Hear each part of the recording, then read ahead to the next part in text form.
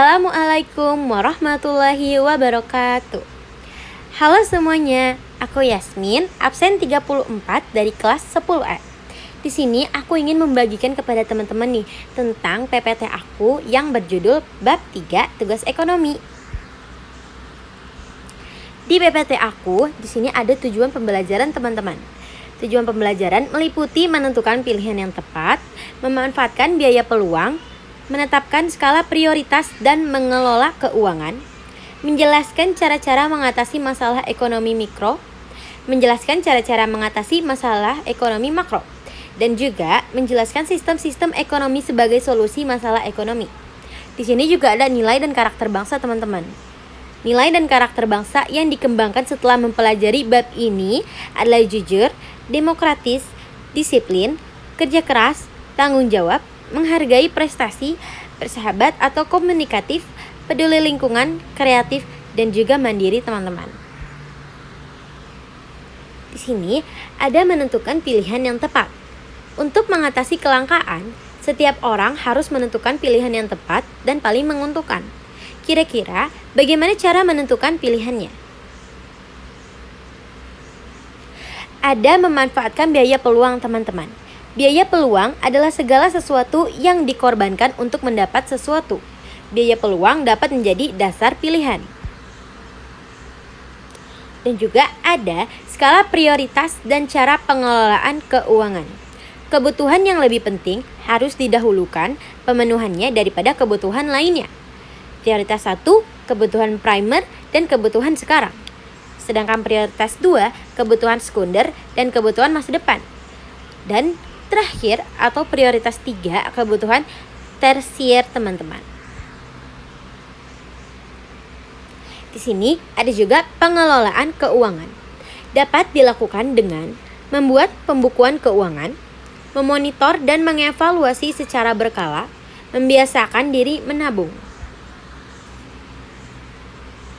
Mengatasi masalah ekonomi mikro. Menentukan pilihan yang tepat untuk mengatasi masalah kelangkaan. Contohnya, memiliki faktor produksi tenaga kerja. Dan juga ada bersinergi antar pelaku pasar dan industri untuk membentuk satuan yang lebih besar. Contohnya, kerjasama antara Nokia dan Microsoft.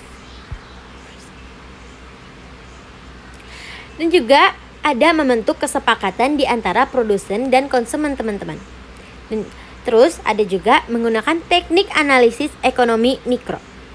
Dan yang terakhir, pemanfaatan analisis biaya peluang dalam rangka menentukan pilihan. Nah, di sini ada mengatasi masalah ekonomi makro, teman-teman.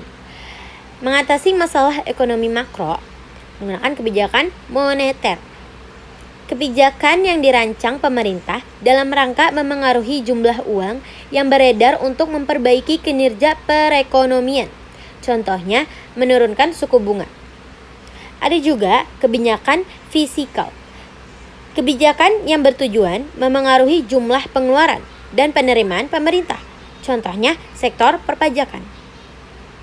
Dan juga ada kebijakan dengan arah harga barang murah dan bermutu. Kebijakan dengan arah harga barang murah dan bermutu. Contohnya, pemerintah menyediakan infrastruktur jalan yang baik. Di sini juga ada sistem ekonomi sebagai solusi masalah ekonomi. Sistem ekonomi tradisional, sistem ekonomi yang diterapkan oleh masyarakat tradisional. Ciri-cirinya, teknik produksi dipelajari secara turun-temurun. Modalnya sedikit. Pertukaran dilakukan dengan sistem barter. Belum mengenal pembagian kerja, terikat tradisi, dan juga tanah merupakan tumpuan kegiatan produksi dan sumber kemakmuran. Ada juga sistem ekonomi komando. Peran pemerintah sangat dominan, sedangkan peran masyarakat atau pihak swasta sangat kecil. Ciri-cirinya, alat dan sumber daya produksi dimiliki dan dikuasai negara. Rakyat tidak bebas memilih pekerjaan. Kebijakan perekonomian diatur pemerintah. Sistem ekonomi pasar. Sistem ekonomi di mana kegiatan ekonomi atau bisa dibilang produksi distribusi, dan konsumsi dilakukan oleh swasta. Ciri-cirinya, semua sumber produksi menjadi milik masyarakat. Pemerintah tidak ikut campur tangan secara langsung dalam kegiatan ekonomi. Masyarakat terbagi atas dua golongan, yaitu pemberi kerja dan penerima kerja. Timbul persaingan dalam masyarakat, dan juga setiap kegiatan ekonomi didasarkan atas pencarian keuntungan. Yang terakhir, kegiatan ekonomi selalu mempertimbangkan keadaan pasar. Dan juga di sini ada sistem ekonomi campuran. Sistem ekonomi di mana pemerintah dan swasta saling berinteraksi dalam memecahkan masalah ekonomi. Kuba, perekonomian komando. Negara-negara seperti Kuba dan juga Hong Kong, mereka menggunakan sistem ekonomi yang berbeda, teman-teman. Seperti Kuba, perekonomian komando, dan Hong Kong, perekonomian pasar bebas. Sedangkan Hongaria, Inggris, Cina, Swedia, dan Amerika Serikat menggunakan sistem ekonomi campuran, teman-teman. That's all. Thank you udah menyimak presentasi dari aku. Semoga PPT atau presentasi dari aku bermanfaat bagi kalian semua, teman-teman. Thank you for watching.